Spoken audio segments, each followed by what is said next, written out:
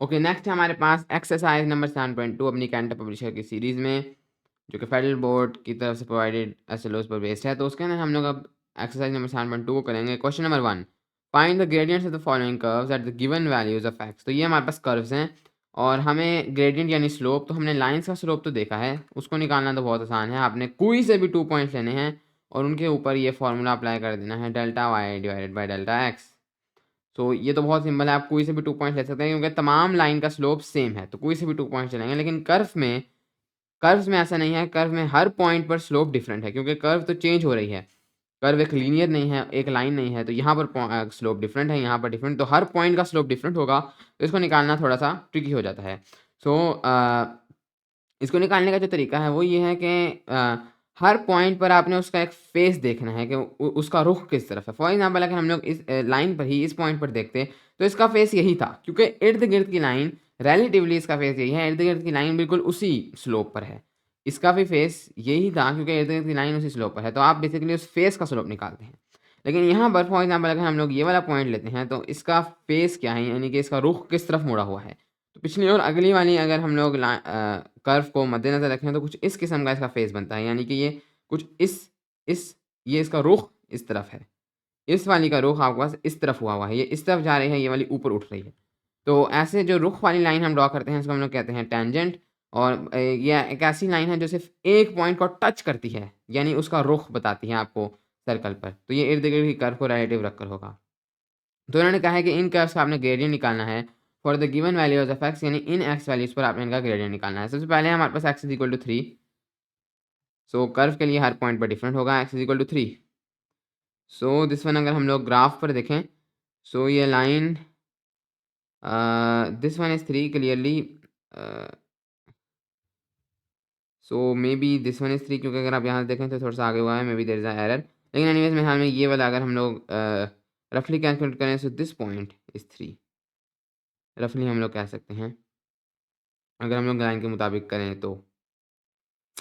Okay, then उसके बाद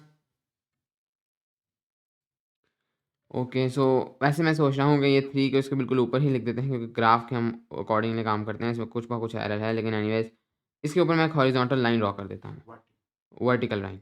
सो इस तरीके से मैं एक वर्टिकल लाइन ड्रॉ कर देता हूँ, तो ऑफ कोर्स यहाँ पर मुझे इस पॉइंट तक ले जाएगा 3 तक। Anyways this is the point 3, इधर मुझे अपना स्लोप निकालना है, ग्रेडियंट। तो मैं इधर एक टेंजेंट जो है वो ड्रॉ करूँगा, तो टेंजेंट को ड्रॉ करने का सिंपल तरीका है, यहाँ पर वो आपने सिंपली एक रफ सी मतलब एक स्केल के थ्रू आपने एक जो अप्रॉक्सिमेट टेंजेंट है वो आपने ड्रॉ करना है, कोई आपको स्पेशल चीज़ की ज़रूरत नहीं। बस यहाँ पर अगर आप लोग देखें तो एक ऐसी लाइन जो सिर्फ़ इस पॉइंट को टच करे, तो आप अप्रॉक्सिमेटली कुछ इस तरह से ड्रॉ कर सकते हैं अपने टेंजेंट को। Something like this.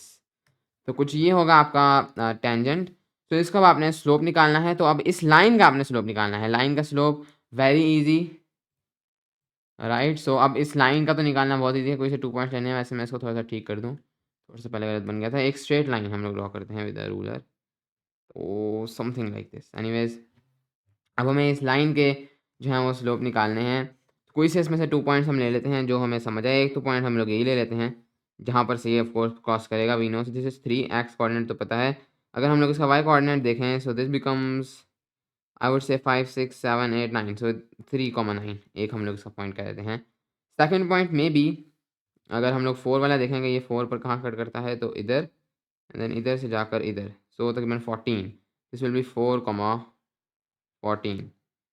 I think ये 2 पॉइंट्स आ गए। सो अब हम जो स्लोप ऑफ लाइन का फ़ॉर्मूला है वो लगा सकते हैं। डेल्टा वाई यानी इनमें से किसी को हम एक को हम ऊपर वाला पॉइंट समझेंगे, एक को नीचे वाला। आप उल्टा भी समझ सकते हैं, 2 कट हो जाते हैं। तो एनीवेज़ अगर मैं इसको पहला समझता हूँ, इसको दूसरा, तो ये हो जाएगा मेरे पास 9 माइनस 14 पहले डेल्टा वाई, एंड देन लेकिन फिर मुझे इसी के एक्स से करना होगा। ऐसा नहीं कि मैं यहाँ पर 4 माइनस 3 कर दूँ, मुझे यहाँ पर अब 3 माइनस 4 करना होगा क्योंकि मैंने इसी के वाई को पहले रखा था।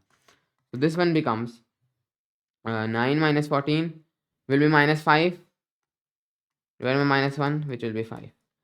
तो इसका स्लोप है इस टेंजेंट का 5, या इस पॉइंट पर आपके पास स्लोप है 5। So at x is equal to 3 your slope is 5, your m is 5। Okay, next आपके पास x is equal to 2। Okay, so anyways वैसे इसका बुक के एंड में आंसर आपके पास 6 है, तो तकरीबन तकरीबन इसी के पास है, लेकिन ये जो हल्का सा इसके अंदर डिफरेंस आ रहा है, ये इसलिए आ रहा है कि इस ग्राफ के अंदर इन्होंने थोड़ी-सी मसला किया हुआ है। अगर आप देखें यहाँ से थोड़ा-सा ये हिला हुआ है, तो ये जिस ग्राफ को समझ रहे हैं मे बी वो ये ग्राफ इधर पीछे हुआ है। तो एनीवेज़ ये कोई मिसप्रिंटिंग का मसला है, लेकिन अगर प्रोसीजर यही सेम है, अगर हमारे पास करंट ग्राफ हो तो हम 6 तक भी पहुँच सकते हैं। हल्का सा ग्राफ हिला हुआ था इसलिए हम उसके करीब-करीब 5 पर पहुँचे हैं, लेकिन प्रोसीजर यही है और हमने जो स्टेप किया है सेटअप किया है दैट इज़ करेक्ट।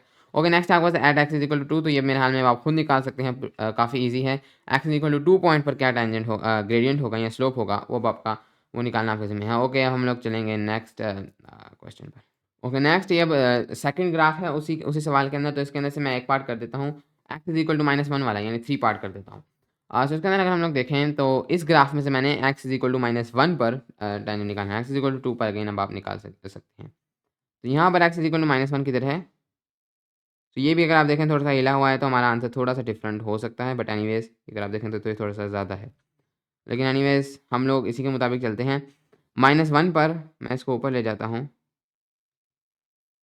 सो अगर ये इधर टच करता है, सो दिस इज़ अप्रॉक्सिमेटली ये 20-20 के इंक्रीमेंट्स ले रहे हैं। सो दिस वन विल बी 10, 10 और दिस वन इज़ 20, तो ये 10 बीच में होगा 15, 15 से थोड़ा ऊपर तो मेरे ख्याल में 17 कहना मुनासिब रहेगा। सो अप्रॉक्सिमेटली यहाँ पर 17 पॉइंट पर हम आ रहे हैं। सो कुछ इस तरीके से अगर हम लोग करेंगे 5, 10, 15 नहीं, so this is 20। Okay, so ये मेरे ख्याल में एक बार फिर से मैं यहाँ पर लाइन ड्रा करता हूँ, वहाँ पर थोड़ी-सी कन्फ्यूजन हो गई थी, तो इधर ही आकर कट करेगा। मैं लाइन अगर ड्रा करूँ, सो ये है एक 4-4 की इंक्रीमेंट है। अगर आप ध्यान से देखें, तो this is 4, this is 8, this is 12, this is 16 and this one is 20। So यहाँ पर ये वाला पॉइंट होगा 16, right? So this one becomes -1, 16।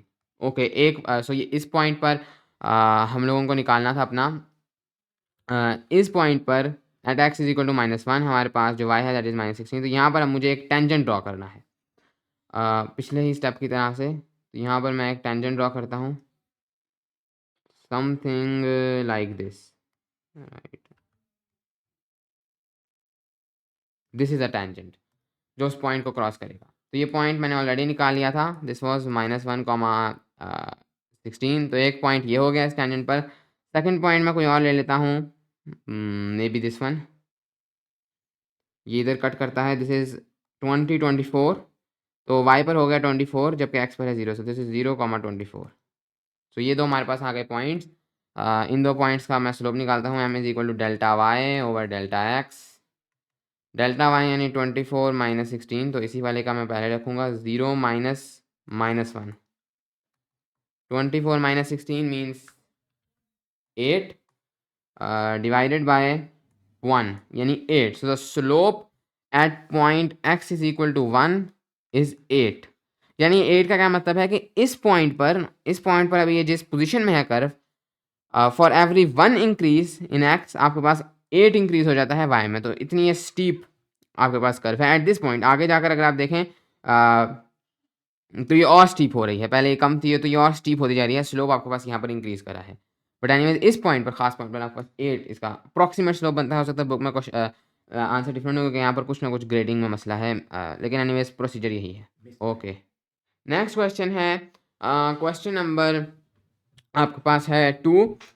तो ये क्वेश्चन नंबर 2 काफ़ी सिमिलर है पिछले क्वेश्चन के 4.1 की तरह, हमने ड्रॉ करना है और बाकी वगैरह। तो ये मेरे ख्याल में आप ये खुद कर सकते हैं। क्वेश्चन नंबर 3 में कर देता हूँ। क्वेश्चन नंबर 3 में काफ़ी क्वेश्चन नंबर 2 वाला पार्ट भी हो जाता है।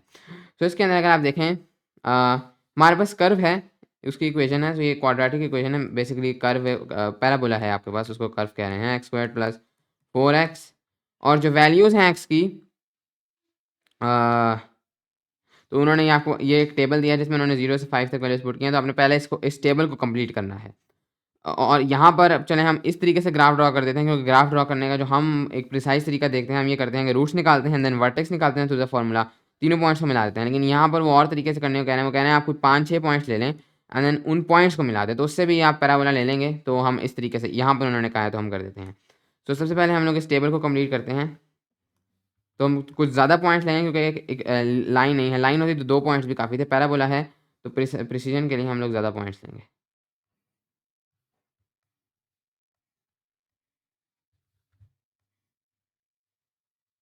Okay, so this is x, this is why, 0 1 2 3 4 3 4 5। अगर हम लोग देखें वाई व्हेन एक्स इज़ 0 तो क्या होगा? सो ये उन्होंने कुछ हमें वैल्यू दी हुई है 5 एंड देन 45। जब एक्स 1 होगा हमारे पास तो यस दिस बिकम्स 5, 1 + 4 5 होता है, लेकिन एनीवेज़ जब एक्स 0 होगा तो ये ओवरऑल ही 0 हो जाएगा क्योंकि इधर 0 से मल्टीप्लाई एंड 0 का स्क्वायर 0, सो ये हो जाएगा 0। जब एक्स होगा हमारे पास 2 तो 4 + 8 12। जब एक्स होगा हमारे पास 3 तो 9 + 12 दैट बिकम्स 21। इसके बाद होगा अब आपके पास जब x 4 16 + 4 4s are that is also 16, so this one becomes 16 + 16 that will be 32, and then जब ये होगा 5 तो 25 + 4 5 that is 20, 25 + 20 that will be 45। Okay, तो ये हमने अपने पॉइंट्स कंप्लीट कर लिए। इसके बाद ड्रॉ द ग्राफ, तो हम इस तरीके से इसको ग्राफ को ड्रॉ कर लेते हैं और ये थोड़ा इजी मेथड आपको शायद लगे, बस हमने सिंपल पॉइंट्स निकाले, लेकिन इससे थोड़ी लेस प्रिसाइज डायग्राम बनेगी कंपेयर टू अगर हम लोग रूट्स निकालें फिर वर्टेक्स निकालें तो स्ट्रेट फॉरवर्ड बन जाती है। लेकिन एनीवेज यहाँ पर हम इसको इस तरह से बना देते हैं।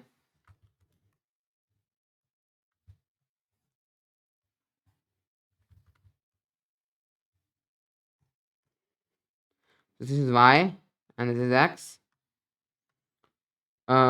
सो इसके अंदर पहला पॉइंट है हमारे पास 0 0 इस पैराबोला के ऊपर, तो पहला पॉइंट हो गया 0 0 यानी ओरिजिन। देन है आपके पास 1 5 यानी आपने x पर जाना है 1, तो x हमारे पास मैक्सिमम जाता है 5 तक, तो हम इतना 1 कर देते हैं 1 5। और y पर सो y में तो 5 5 के ही इंक्रीमेंट्स हैं, तो यहाँ पर हम लोग y में काफ़ी आगे तक जाना है, तो यहाँ पर मेरे हमें y में हम लोग 5 5 या 10 10 के इंक्रीमेंट्स कर लेते हैं।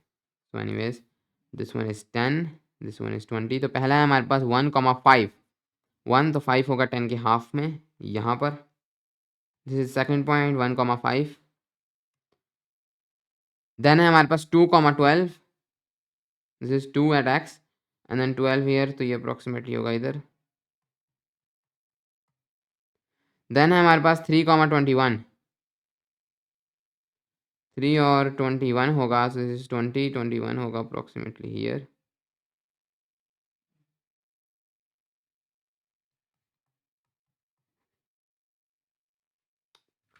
एंड देन आपके पास 4,32, ये हो गया 4 32 यानी कि इधर आप जाएंगे 30 पर and then 32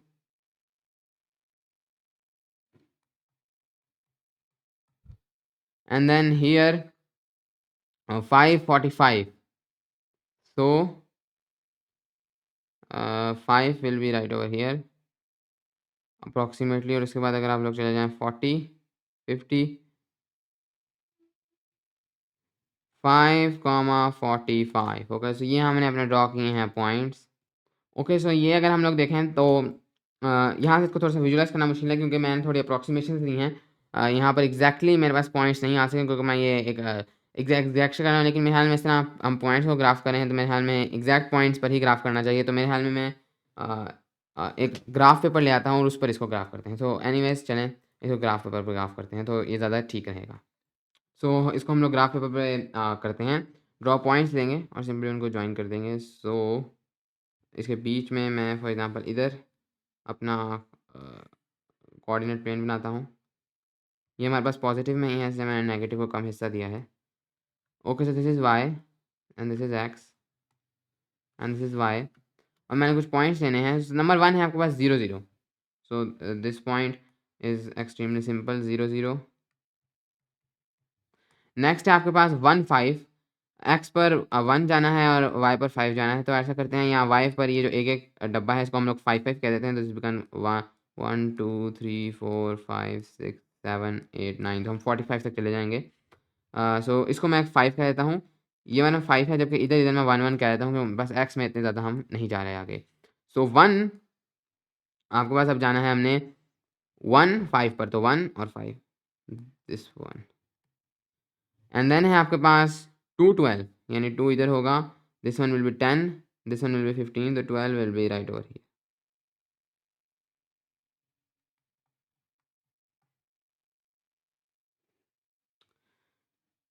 Approximately, yes, so this is 15, this is 12, so 15, 12.5 से थोड़ा सा पीछे. Okay, then है आपके पास 321. 3, this will be 15, 20, 21, यानी approximately here. This is 321. Then है आपके पास 432. 4, this is 25, 30, 32, यानी approximately here. Then have 545.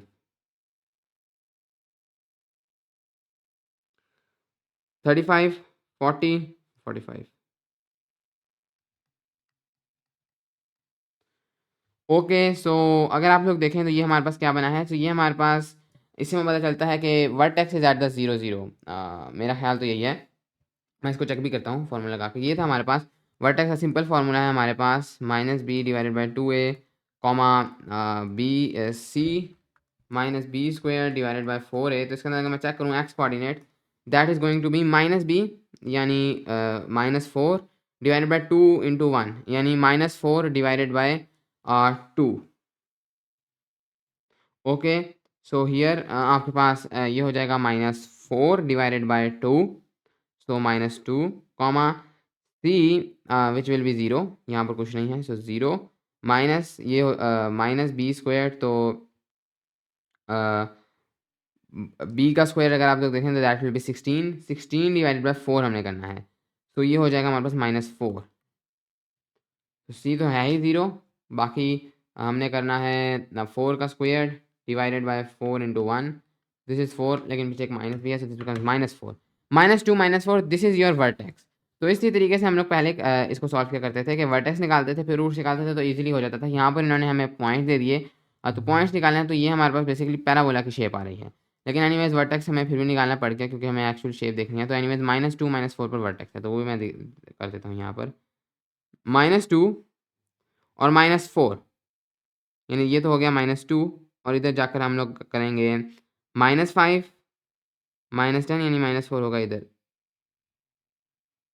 So approximately this point is our vertex. और अब इधर से आपके पास यही चीज़ कंटिन्यू हो जाएगी ऑनवर्ड्स इस तरफ. अगर मैं देखूँ so this distance is 2, so clearly हम हमारे पास यहाँ पर इधर ही जाकर आगे जो पॉइंट आएगा that will be right over here same increments में. So this one will be, this point becomes -4, 0. Yes, तो ये हमारे पास इसकी एक्चुअल में 2 रूट्स हैं. ओके, यस, सो अब इसके बाद आप लोगों ने सिंपली इसको एक स्मूथ कर्व से ज्वाइन कर देना है, तो आपके पास आपका पैराबोला आ जाएगा. इससे सबसे बेहतर तरीका ये था कि हम वर्टेक्स निकालते, दोनों रूट्स निकालते थ्रू द क्वाड्रेटिक इक्वेशन, तब भी हम निकाल सकते थे. ये आगे जो पॉइंट्स हैं इससे मजीद ही पैराबोला हम प्रिसाइज ड्रॉ कर सकते हैं. इधर भी अगर हम लोग के पॉइंट्स निकालने हैं तो मजीद अच्छा प्रिसाइज ड्रॉ हो जाएगा. लेकिन एनीवेज